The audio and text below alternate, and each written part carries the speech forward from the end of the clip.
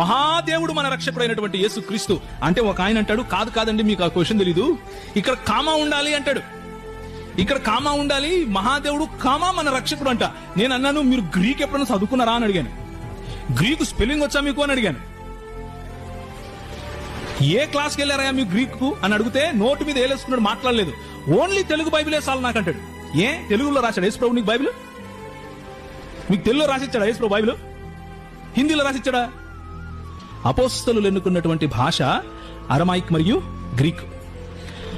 ప్రవక్తలు ఎన్నుకున్నటువంటి భాష హెబ్రీ మరియు అరమాయిక్ భాషలు. యేసు ప్రభు ఈ లోకంలో జీవించినప్పుడు మాట్లాడిన మాట అరమాయిక్ భాష.